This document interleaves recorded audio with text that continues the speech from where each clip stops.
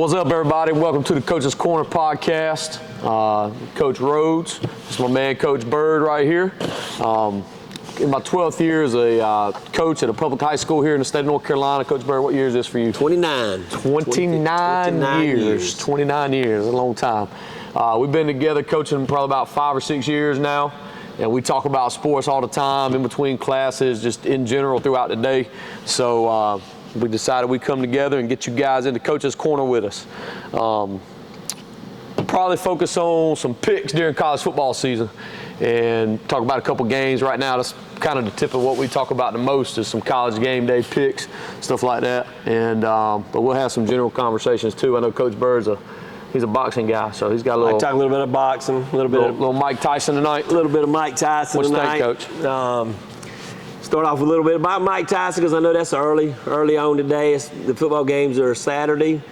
The big thing about it, I don't know if it's a show or what. It's on Netflix, but you got to go with the greatest man on the planet. He's Iron Mike Tyson. He's 50-something years old. I think if you had to take a pick the first 2 rounds, I'd have to go with Mike Tyson, probably knocking him out. I know he's a YouTuber. What's his name? Jake Paul. I know he's a YouTuber, but he has gotten better. But I think if it goes on a little long, it's going to favor him because I don't know how much stamina Mike Tyson's got. But you like to see that. It's like Rocky Balboa in his last stand. That's what I look at it like. Around that. Yeah, he's a bad man now, so I don't know. It always goes back to, is it staged or is it a real deal? So, but either way, I think it'll be entertaining for people and maybe continue to get people back into boxing. Because when I grew up, boxing was kind of phasing out. I mean, Mike Tyson, I don't know that I ever watched a true boxing match with him, but I know he was on the scene whenever I was young. The MMA kind of took over, so I think maybe this can kind of shift some people back into the boxing world a little more if Jake Paul keeps doing what he's doing. Yeah, and if you watch any of his fights, you better watch the first 2 or 3 rounds because he knocked so many people out. Knock them out. But I like to see what, and they're both getting paid. What's $20 million, the lowest paid, $20 million for Tyson. I'm sure there's money. Either way, they're going to be fine. $30 million for the other YouTuber. But financial freedom right there, man. And I know nobody wants to see the Paul kid beat Mike Tyson, but I hope it just ain't a publicity stunt, and it's a good thing for boxing. Well, I know Coach Bird's rocking his Carolina gear here today, but he did graduate from East Carolina University, as did myself, and got to celebrate the Pirates bowl eligible. Went bowling last night. She was ugly, but she knew how to dance. She knew how to dance very well, but I mean, it was hard to watch. But hey, don't nobody put the ugly wins or the bad wins. They're all W's. Wins a win. So come from where we were at. We won 3 in a row. 3 in a row. Interim head coach. I tell you what, the end of that half, man, was crazy. But for him and his staff to manage that game the way they did and get some points right there, that was clutch. Because if they don't do that, I mean, you're down 3. Going into half, and I know you got the ball coming out, but just never know with games like that. So I thought that was really good game management down the stretch to get those points. So, like I called you, and I was kind of excited when they went up on the touchdown, and I come back and they lost the touchdown. Yeah, it's nasty, man. So I mean, I think he's doing a great job, and I think Pirate Nation's kind of going to get behind him. I was disappointed in the last home game last Thursday. There wasn't a lot of crowd there, but maybe it'll get right. So maybe get right. Well, we're going to jump into 5 games for this week. We'll talk about the spread or the total or maybe both. I know Coach Bird, obviously, like I said, got his UNC gear on. We're here in the state of North Carolina, so it's an in-state game for us this week. Wake Forest at UNC. Right now, as we record this, UNC's favored by 11.5. And the total is 63.5. Coach Bird, what you got? Well, I think the big thing is Carolina's got more to play for. If they win, they're going to a bowl. They haven't played real good at home. Wake Forest and Carolina, I think they give up 30, 35 points a game. So I think it's going to be a shootout. I think the big thing for Carolina is the run game. I think they got one of the best running backs in the country, Hampton. He's a local boy from Cleveland. He's averaging about 140 yards a game, if I'm right. And Wake Forest is giving up over 200 yards a game rushing. So I think they're going to kind of smash them a little bit in the run game. But the thing about Carolina, they give up the long ball every game. Shots. They give up the big plays, and if they can't stop that, I think it's going to be a shootout. Now, 11 points, it's an in-game rival. They've already beat State. Yeah. I would think I might be leaning maybe high-scoring game instead of the points. If I was probably going to mess with some points, I may have to go with Wake Forest. Yeah, that's kind of what I had. I think both teams are fighting for bowl eligibility. If UNC wins, obviously they're eligible. I think Wake Forest right now, they got 4 wins, so they need 2. So anytime you can pick up 1 and get a step closer, I know that's obviously a goal for every team in the country. So I think both teams will play hard. I'm like you. I don't really like the spread here, but I think the total, I like the over in a shootout. Exactly what you said. I think Carolina's averaging maybe about 34 points a game. Wake Forest, 30 points a game. So, yeah. I mean, there ain't a lot of defense played. So that's if I was to think anything, I think it'd be a shootout. What you roll with. Well, next game up is a top 25 matchup. There's only 2 this week that I could find. We got Missouri at South Carolina. South Carolina's 13.5-point favorite. The point total's 41.5. I'm going to take Missouri with the points. I know that total in the low 40s is appealing, but the SEC's been hot on unders lately. That's kind of me, like they're kind of baiting you in on that total. I could see it going slightly over 40, so I'll stay away from the over-under here, but I take Missouri with the points. I think South Carolina can win, but I still like Missouri to cover that. Yeah, because you don't know what team's going to show up. Missouri, at one time, they were ranked, high as number 10, number 8? They've had it kind of up and down. South Carolina's been the same way. They've kind of been on a little bit of a roller coaster. I don't think they were an 8th number team in the country, but you never know what shows up. But that's right. Like you said, anytime the SEC, I mean, the points that's kind of tough choice there. Tough choice. We're going to stick around in the SEC for another matchup. This has kind of got some interest for us. We got a kid that's being recruited by Texas A&M right now. He's actually going to fly out there to catch this game. You got New Mexico State at Texas A&M. The spread's 39 points. The total's 54.5. I don't like big spreads, but I do like the total here. I'm going to take Texas A&M and the over. What you think, Coach?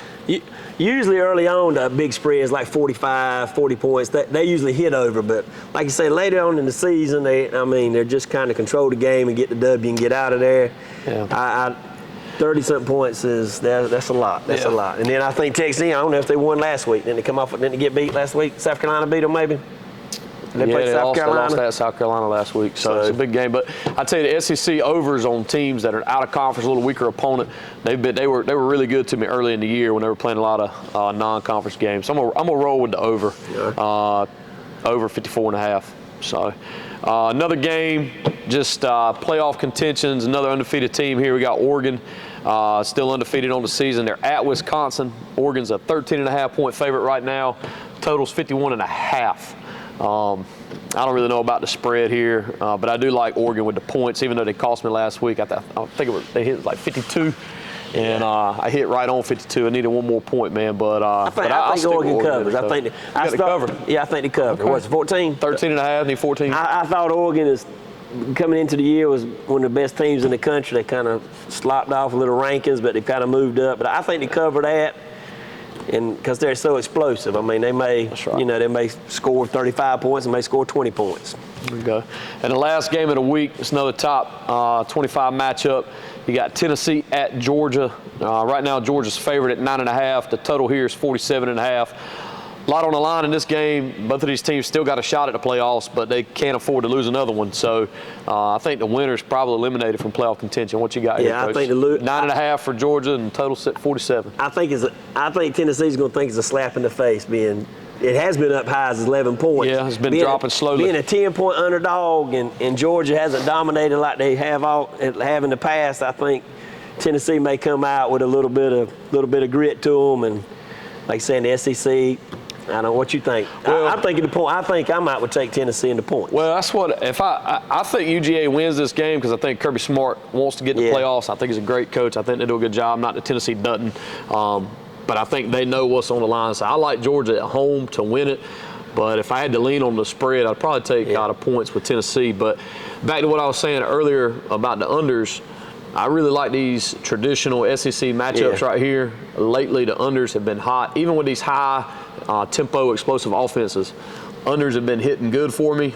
I hope I'm not on the train one pick too many with this, but I'm going to lock that in this week with the total. I'm going to go under 47.5. Two good defenses, and I'm not sure the quarterback's healthy for Tennessee. Remember, he'd been out. He'd been banged up a little bit. Yeah, he's and kind like of I say, I think the loser's out. Loser's out. Well, that's our 5 games for the week. But Coach Bird's got a game that's interesting to him. I think he's got something on BYU. Talk to me. I think the BYU game, I think that's late game. I think that's going to be a shocker there. I think BYU knows they have to win to keep winning to be in the playoffs. I think they're number 12 seed right now. But Kansas is coming in, beating Iowa State last week, which was ranked, 17th? Yep. And I think Kansas has 6 losses. I think they have 6 losses, but 5 of those 6 are under 5 points. So I think this is going to be a big test. Both teams give up about 20, 21 points a game. I think this is going to be a battle. If I had to slide one in this week, and Kansas might lay a dud over there and BYU blow them out. But I'm thinking the points is about 4 points. I might would take the 4 points because the last 6 games, like Utah and BYU kicked the extra point, kicked the field goal at the end of the game. It was 21-0. Yeah. Utah, and I think Kansas is a little better than that. Getting to that point of season 2 where some of these undefeated teams are going to fall off and catch a loss potentially. And a loss would hurt him. Like if I was to do the points, I might would take, but I probably would pick BYU overall. But getting 4.5 points is kind of tough when both of them are kind of 30-point game scores, 20-point giving up. Yeah. But that might be a little sleeper there. Yeah. Well, early on in the week, I was on North Texas as my lock of the week, but that line's going crazy. It was climbing up. Like North Texas was like -3.5, and now I looked at it earlier, and they're 1-point underdogs. So I don't know if I like that game. So I'm going to back off of it. I'm going to switch. I think my lock of the week is going to be Illinois at home versus Michigan State. I got them at -2.5 right now. I'm going to take Illinois -2.5. I love their head coach. I like Illinois. Yep. And I know Michigan State's had a rough time the past couple of years. I just like Illinois to have another good game here, and I think they win and cover. And Michigan State in the past they've been dominant on defense. They've been focused on defense, and now they've kind of got out of that, trying to go fast pace. Right. Like Coach said, I think my lock of the week would probably be Carolina in the over. I mean, I think 6 out of the last. I mean, Carolina's beat them 4 out of the last 5 times. Yeah. They've all been over. I'm rolling with Carolina with my over this week. Lock of the week, Coach Bird, Carolina over. Coach Rhodes, Illinois -2.5 at home over Michigan State. Coach, let's have a good weekend. You have a good weekend. Hey, high school football starts tonight. The playoff starts tonight. That's very exciting for us, especially Coach. Yep. First round bye. Can't lose tonight, so we'll be back in action next week at home. Cannot lose tonight. So if you want a sure lock tonight, the Rebels will not lose tonight. There you go. Appreciate you. Have a good one.